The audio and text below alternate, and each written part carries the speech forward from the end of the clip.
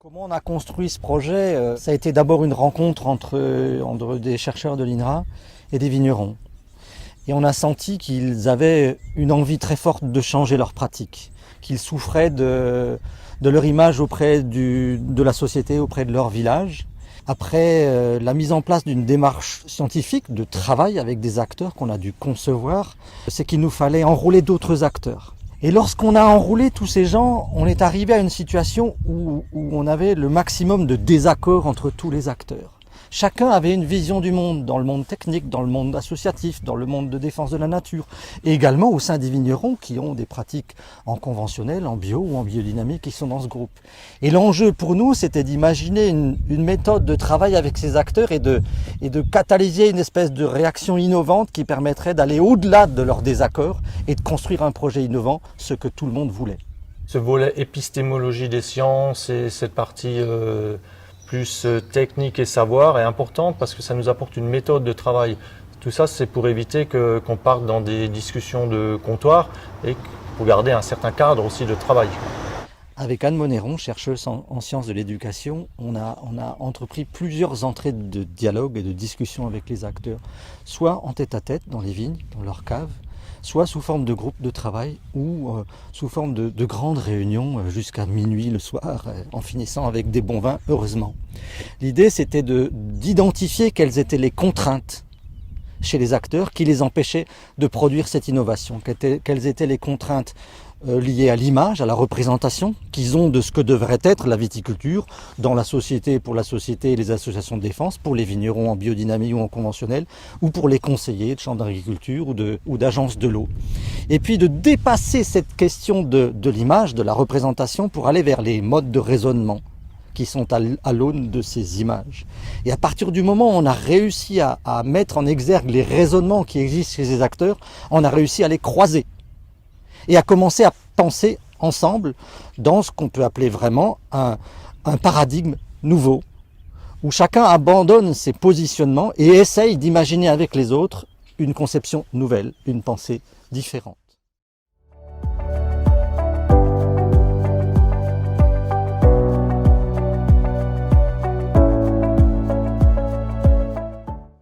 Je vais me présenter un peu plus à fond. Je suis Bertrand Picard, comme on m'a présenté. Je suis membre de la Nation Huron-Wendat.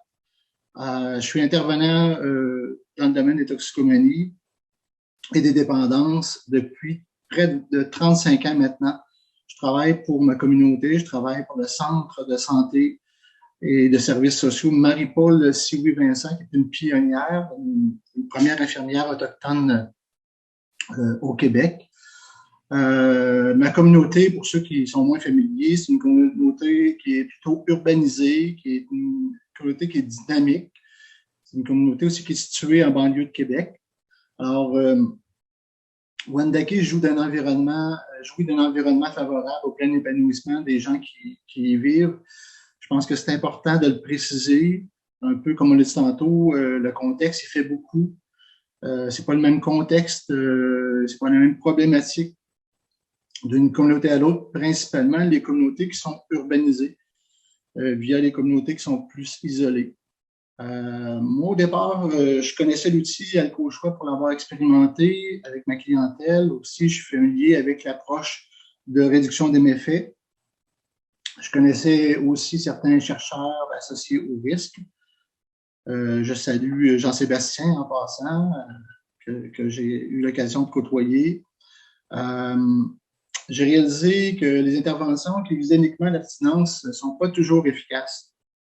Et surtout, ces interventions-là ne rejoignent pas les personnes qui ne veulent pas cesser de consommer. Au départ, j'ai joint le comité aviseur pour arriver à développer un outil concret pour offrir cette alternative-là de bois contrôlés. Les membres du comité aviseur étaient de différentes provenances et vivaient de différentes réalités, comme on l'a dit tantôt. Ça réunissait des intervenants qui provenaient de 9 communautés différentes, avec des réalités différentes aussi. Les membres du comité aviseur, on a tenu compte aussi, puis on a essayé de développer un outil le plus inclusif possible. Tout de suite au départ, j'ai senti que les chercheurs avaient un profond respect des opinions des participants des Premières Nations. Ils ont développé du matériel avec des symboles qui rejoignent les Premières Nations dans leur langage plutôt imagé. Les symboles, les images qui apparaissent dans ce dessin-là, dans cette illustration-là. Les symboles, les images, la mythologie, la spiritualité, la connexion avec la nature sont très, très importantes. Et ça parle beaucoup chez les Autochtones.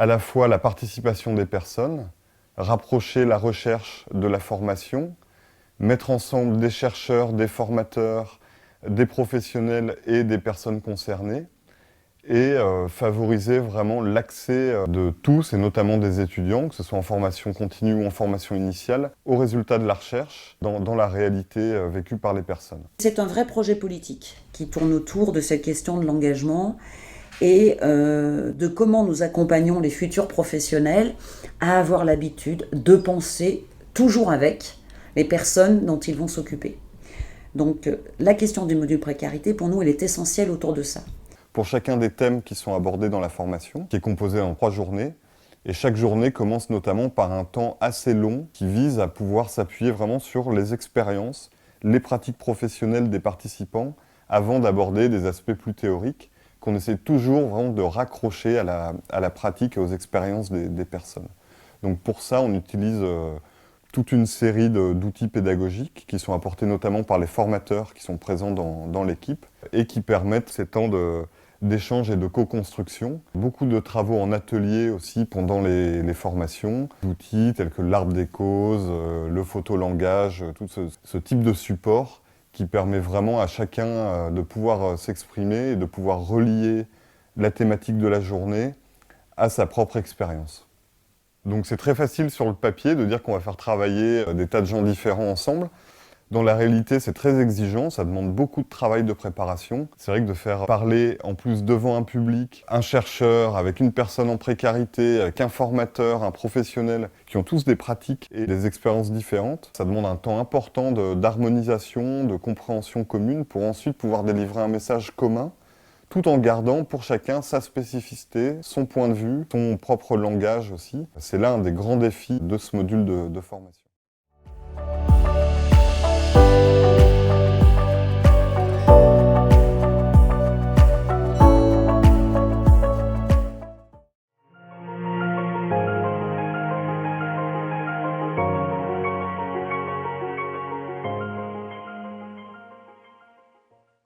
Puis aussi, le fait que ça soit à distance maintenant a beaucoup aidé à maintenir ma participation. Ce que j'aime, c'est que intuitivement, les tours de parole sont beaucoup respectés comparé à, mettons, d'autres recherches que j'ai faites. Puis le fait que le monde se respecte, puis que les règles ou les procédures faites en sorte que c'est OK pour tout le monde. Ce que j'aime aussi, c'est que je suis toujours la bienvenue là, peu importe. Moi, je trouve que je fais pas nulle part en particulier dans la vie. Aussi la partie, il y avait la partie faire le truc, mais il y avait la partie aussi préparation et écriture des dialogues, qui était quand même intéressante. Ouais, qu'est-ce qu'on fait présentement, c'est qu'on a un ordre du jour, là, comme ce qu'on a fait aujourd'hui au début sur l'écran. on écrit toujours à la fin de chaque panel des points améliorés selon nous, une note sur 10 de l'atelier. Ça, j'aime ça.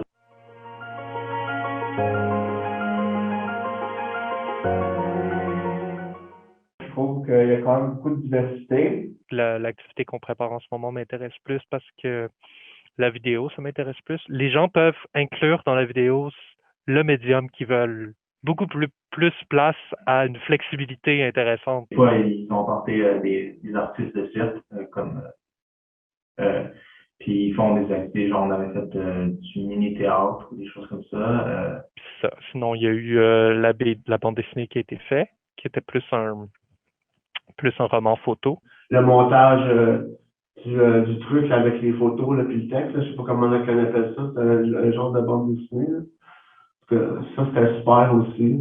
Un peu comme une BD. Tu lis ça, puis ça te fait connaître un peu en quoi ça consiste quand tu participes à un truc comme ta page. J'ai un peu eu de difficulté avec ce projet-là, personnellement. Parce j'ai pas l'impression qu'on a pu toucher profondément au sujet. Je suis pas satisfaite. Ça serait le fun d'avoir un peu plus de temps pour peaufiner ce qu'on fait. Là. Partie BD, on a beaucoup manqué de temps. Pour les aider à améliorer soit leur service ou leur méthode d'aider les gens démunis, je crois. Fait que c'est ça, c'est pour ça que je suis là.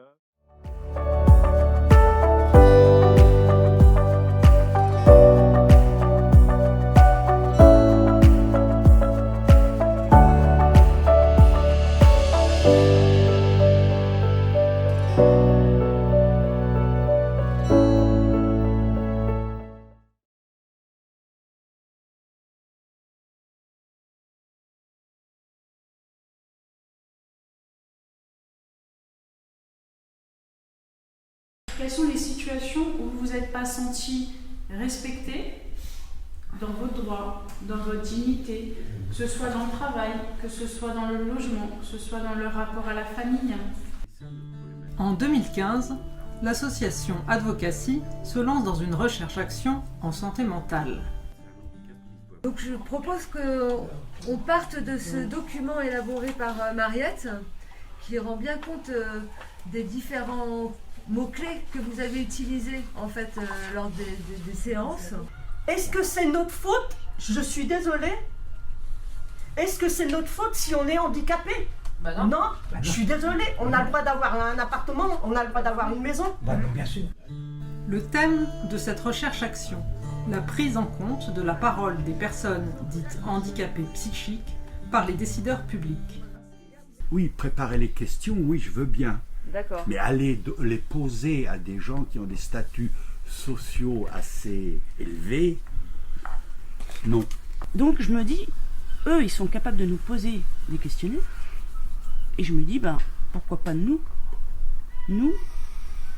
oser les questionner.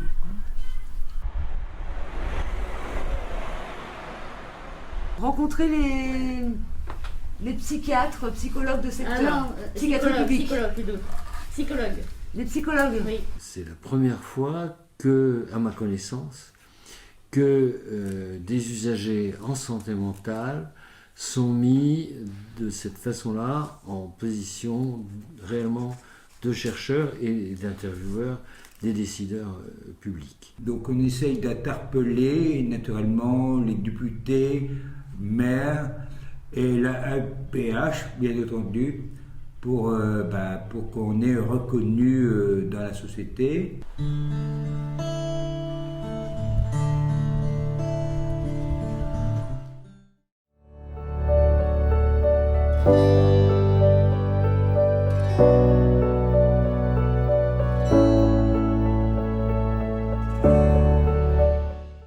Que nécessite chaque étape de la recherche. Le but d'un entretien semi-directif, c'est que ça ressemble le plus possible à une discussion normale, une discussion classique. D'où la question, quels étaient vos abris pour se protéger des intempéries? D'où le petit soleil et le petit nuage. On est vachement fiers tous les deux de nos icônes, donc on aimerait un petit peu des... Voilà. On a même la météo, dis donc. Hein, voilà, on aimerait un peu plus d'enthousiasme. C'est ainsi qu'ils vont venir à l'université Sorbonne Paris-Nord pour s'entraîner dans un centre de simulation aux techniques d'entretien qu'ils devront mener auprès d'autres résidents. J'ai besoin de temps et puis là je suis en contrat pro donc... En fait j'ai été voir le maire d'arrondissement et puis moi je lui ai dit que c'était pas normal que j'ai perdu mon logement. C'est parfait. Il a mis en confiance en plus. Mais oui, on voit Jean-Paul qui me faisait... Ou pour s'entraîner à l'animation de ce que l'on appelle les focus groups, c'est-à-dire des petits groupes animés pour produire des informations à travers l'expérience d'autres résidents. Donc là, le focus group, ça va être, c'est apprendre à vivre avec son logement après un parcours sans domicile. Donc c'est pour mieux comprendre, pour enrichir les pratiques d'accompagnement. Alors vous pouvez interagir, il n'y a pas de souci, c'est pas chacun. Par rapport à votre vie sans domicile, qu'est-ce qui a changé depuis que vous êtes dans votre logement ? Donc ces maîtrises de technique sont un attendu des co-chercheurs.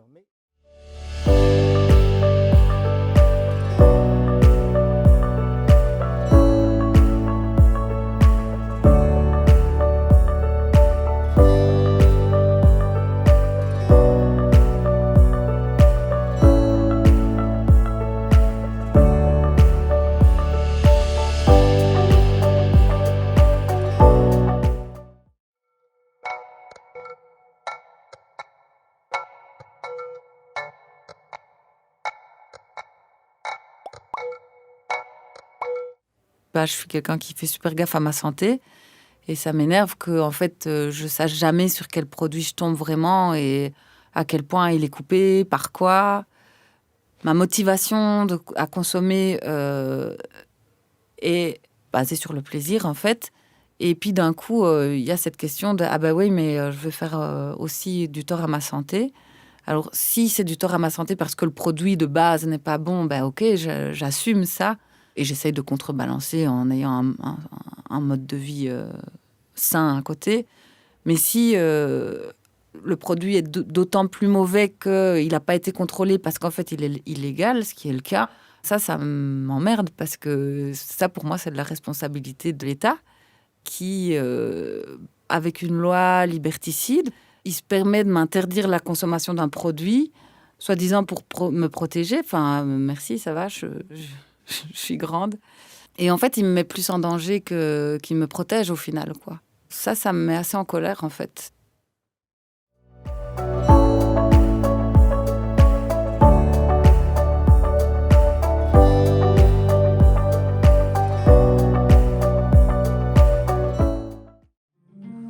Oui, c'est song de nidba sakan nidba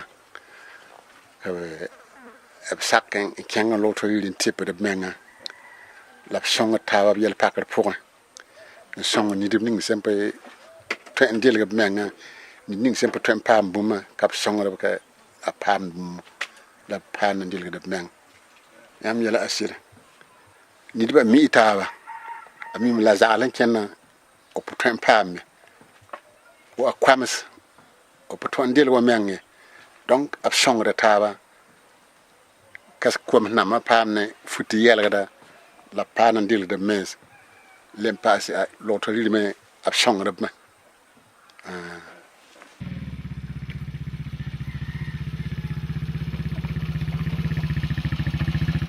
Nous travaillons dans les CSPS avec la communauté. On connaît beaucoup de personnes de la communauté. On sait qu'il y a des gens à qui on donne des ordonnances, qui achètent leurs ordonnances. Il y a d'autres personnes qui ont des problèmes pour les acheter. Et comme avec la recherche, il y a un comité villageois qui a été mis en place pour la sélection de ces personnes ont été choisies. Ces personnes bénéficient des soins au niveau de la santé. Maintenant, si il y a un projet alimentaire qui arrive au village ici pour s'occuper de ceux-là les plus démunis, en tout cas, les indigents seront les premiers parce que ce sont même les membres de la communauté qui les ont choisis comme des indigents. Donc, aucun membre de la communauté ne peut dire pourquoi vous avez remis un sac de riz à telle personne alors que moi aussi je suis là, moi aussi ça ne va pas, alors que vous, on ne vous avait pas choisi comme indigent. Et lui, on avait choisi comme indigent. Personne ne peut se plaindre à ce niveau. Maintenant, si aussi c'est une aide alimentaire, en tout cas destinée à ceux-là qui ont des problèmes financiers, en tout cas les indigents seront les premiers servis. Ce qui est intéressant dans cette recherche, c'est ça, les communautés qui sélectionnent les indigents, les communautés, du fait qu'ils les ont sélectionnés, acceptent les prendre en charge. Et deuxièmement, on a trouvé un mécanisme pour financer de façon durable les soins de ces indigents au niveau de la formation sanitaire. Donc, voici un peu les avantages liés à cette recherche.